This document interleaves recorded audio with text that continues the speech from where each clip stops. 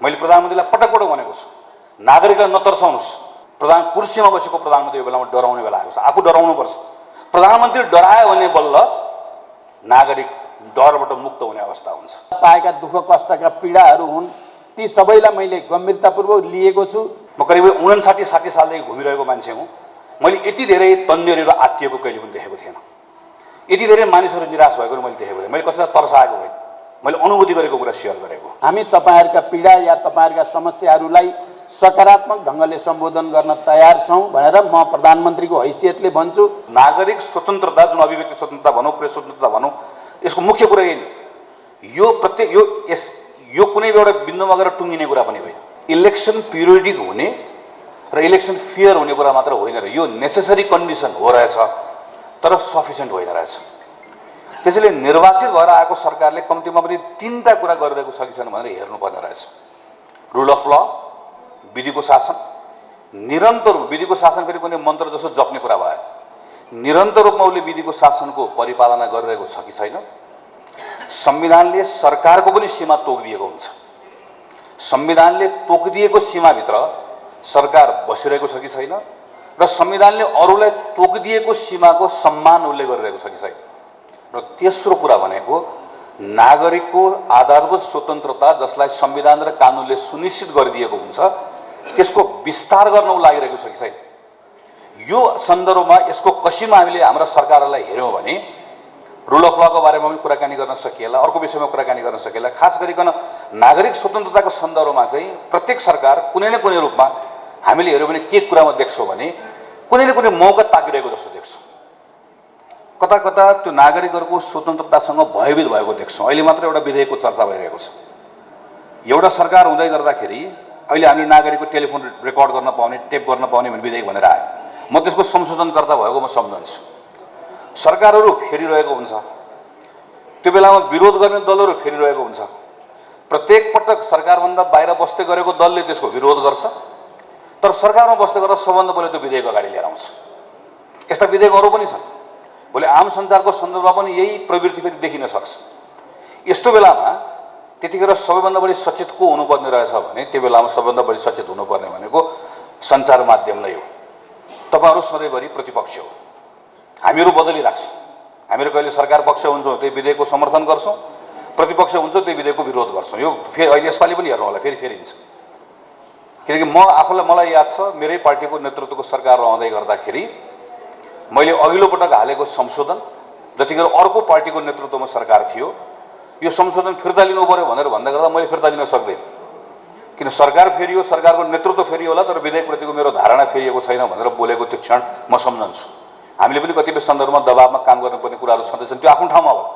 तर मैले के सन्दर्भ भनेको नागरिक स्वतन्त्रता, जुन अभिव्यक्ति स्वतन्त्रता भनौँ, प्रेस स्वतन्त्रता भनौँ, यसको मुख्य कुरा यही हो। यो कुनै एउटा बिन्दुमा गएर टुङ्गिने कुरा पनि होइन।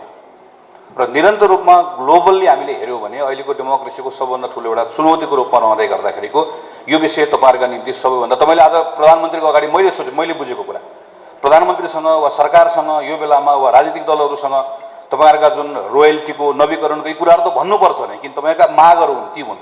तर सँगसँगै यत्रो संस्थाले सँगसँगै चाहिँ नागरिक स्वतन्त्रताको कुरा पनि तलमाथि हो भने सरकारलाई हामी छाड्दैनौँ भन्ने कुरा पनि तपाईँहरूले सँगसँगै भन्नुपर्छ। र यो सन्देश सरकार चलाउनेले पनि बोकेर जानुपर्छ, हामी सबैले बोकेर जानुपर्छ भन्ने मलाई लाग्छ। हाम्रो पनि तपाईँहरूसँग के अपेक्षाहरू छ, खास गरिकन चाहिँ फेक न्युजका बारेमा, मिसइन्फर्मेसनका बारेमा, डिसइन्फर्मेसनका बारेमा न्यारेटिभ कसले बनाउँछ, अहिले सोसाइटीमा धारणाहरू कसले बनाउँछ, भाष्यहरू कसले स्थापित गर्छ, यो विषयको सन्दर्भमा चाहिँ अहिले हामी जसरी सामाजिक, यो पनि यहाँ नेपालको मात्र भयो, ग्लोबल डेमोक्रेसीको सबभन्दा ठुलो चुनौतीको विषय मध्ये हो।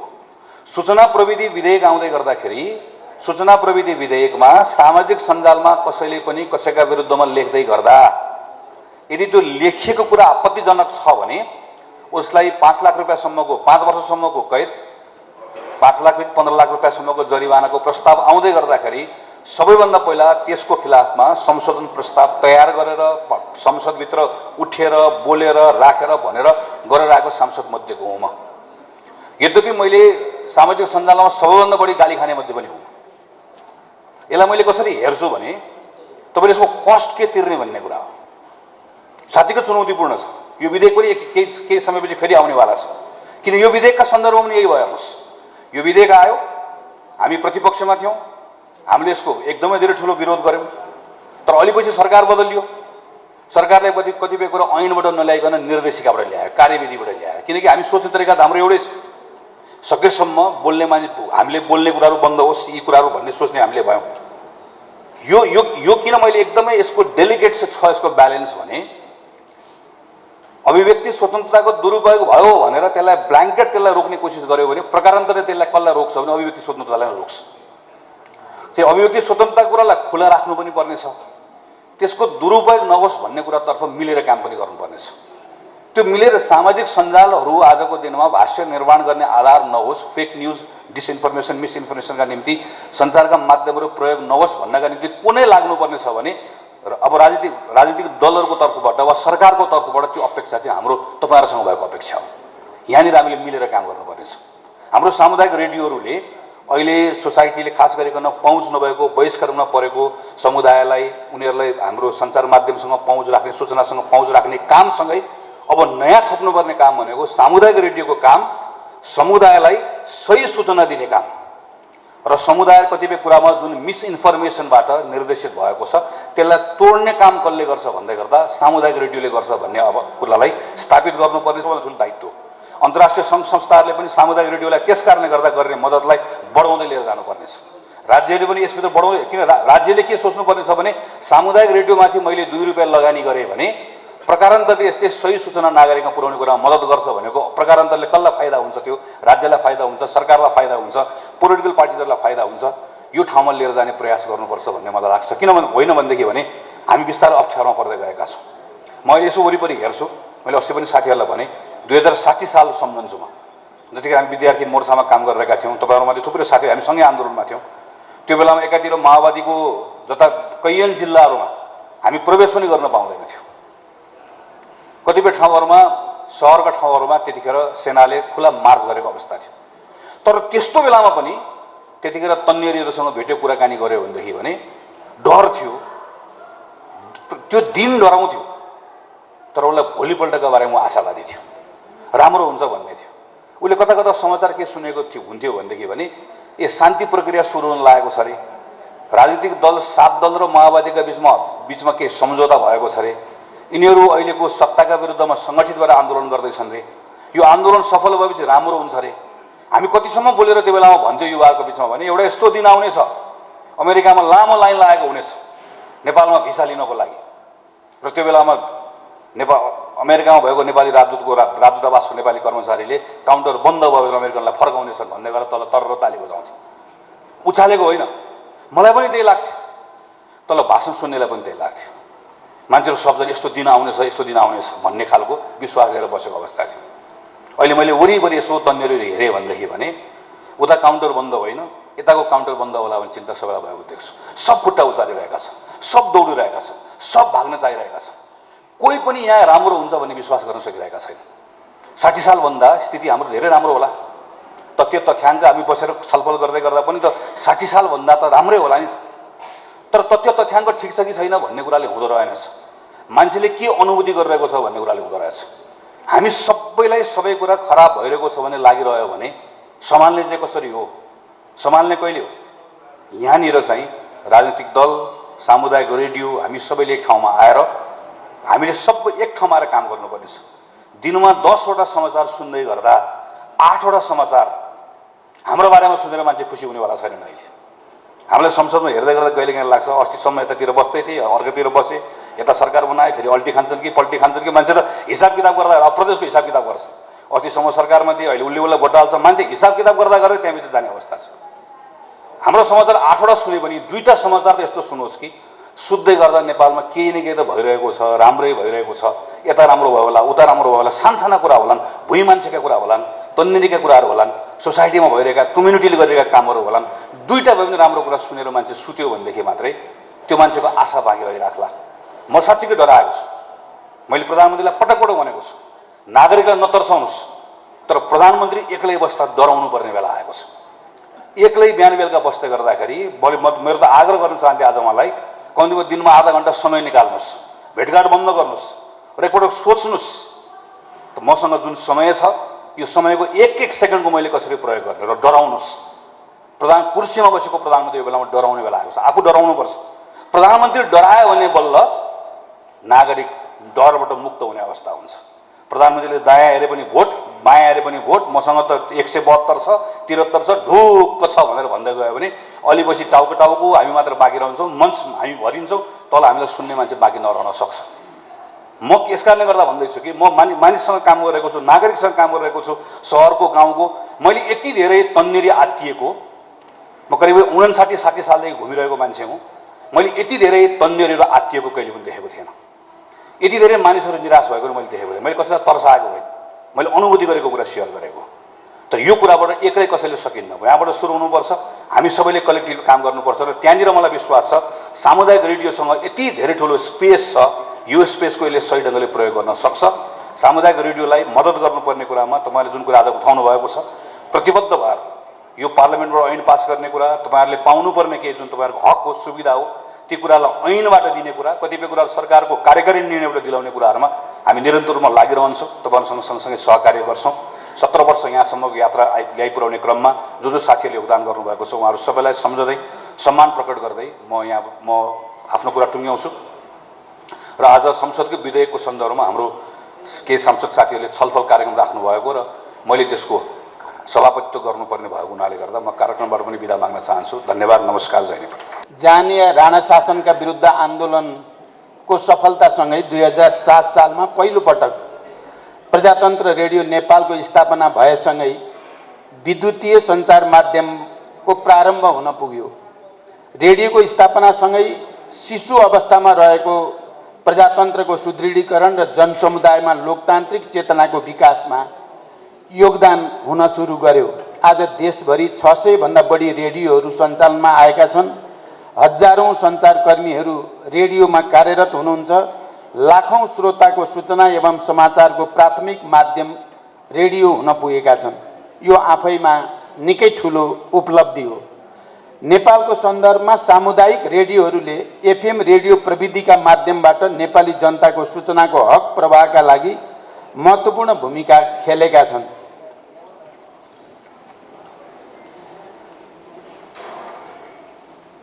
सरकारको मुख्य साझेदारका रूपमा भूमिका निर्वाह गर्दै आएको र सूचनामा नागरिकको पहुँच बढाउनका साथै सङ्घीय लोकतान्त्रिक गणतन्त्र स्थापना, मानव अधिकार, विधिको शासन र सामाजिक रूपान्तरणका लागि नेपालका सामुदायिक रेडियोले अहम भूमिका निर्वाह गर्दै आएका छन्। यो हामी सबैका लागि खुसीको विषय हो। राजनीतिक परिवर्तनका लागि गरिएको चाहे जनयुद्ध, जनआन्दोलन, मधेस आन्दोलन एवं न्याय, समानता र स्वतन्त्रताका पक्षमा भएका न्यायपूर्ण आन्दोलनहरूमा रेडियोले महत्त्वपूर्ण भूमिका खेल्दै आएका छन्।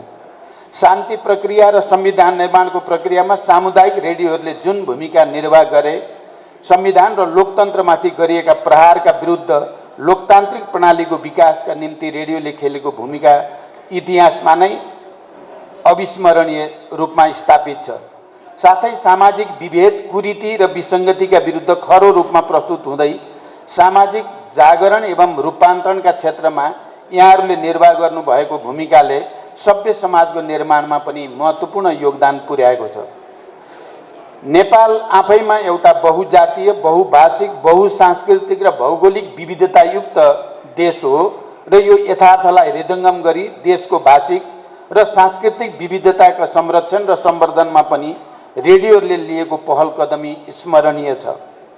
मातृभाषाका माध्यमद्वारा विभेदमा पारिएका सूचनाको पहुँच एवं भाषिक ज्ञानको अभावमा राष्ट्रिय मूल प्रवाहमा आउनबाट वञ्चित पारिएका श्रोताहरूका लागि समेत विविध भाषाका समाचार र खोजमूलक सामग्री निकै प्रभावकारी देखिएका छन्।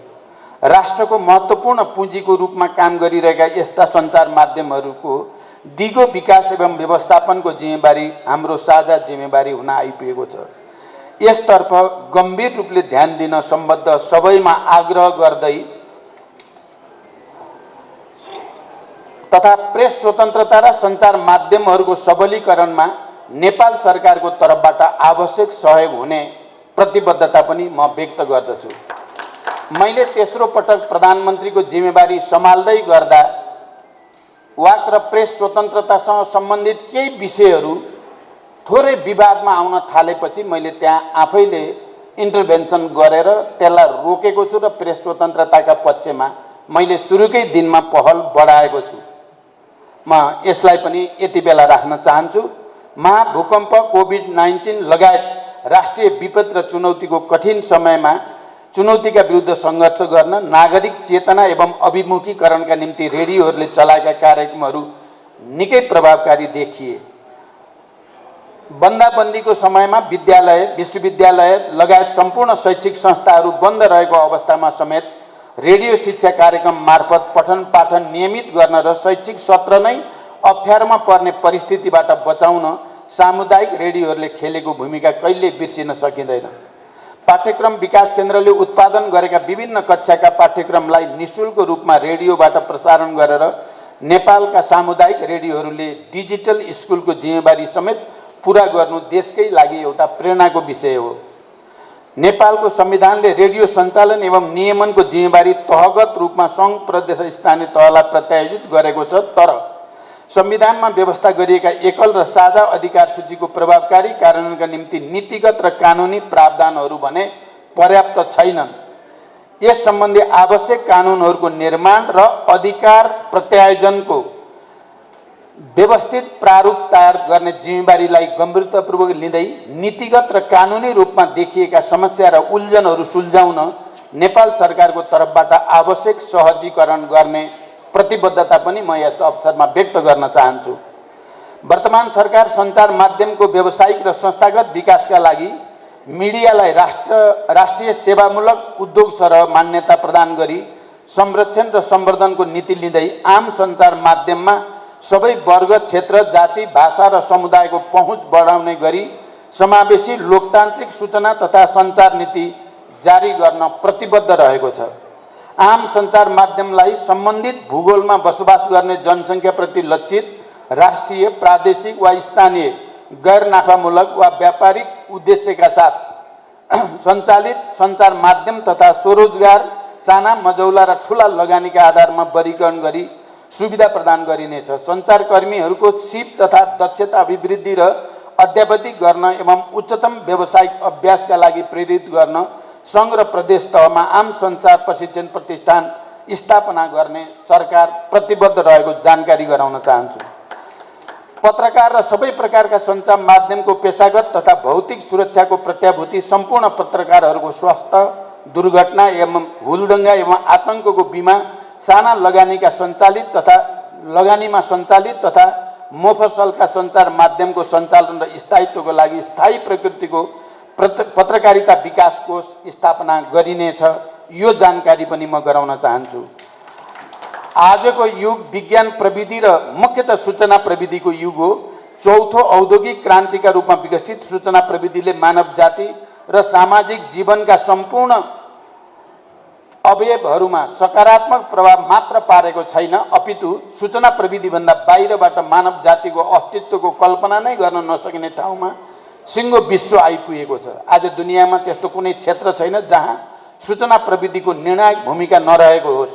हिजो सूचना सम्प्रेषणको माध्यमका रूपमा विकसित प्रविधिको क्षेत्र ज्ञान, विज्ञान, उत्पादन, निर्माण, ज्ञान उत्पादन, सम्प्रेषण सहित अर्थतन्त्रको निर्णायक क्षेत्रका रूपमा उपस्थित छ। तसर्थ सूचना प्रविधिको विकास र यसबाट सिङ्गो विश्व र हाम्रो राष्ट्रिय जीवनमा पारेको प्रभाव एवं राष्ट्रको बृहत्तर विकास तथा समृद्धिका लागि यसको सर्वव्यापी र निर्णायक महत्त्वलाई हामी सबैले आत्मसात गर्नै पर्दछ।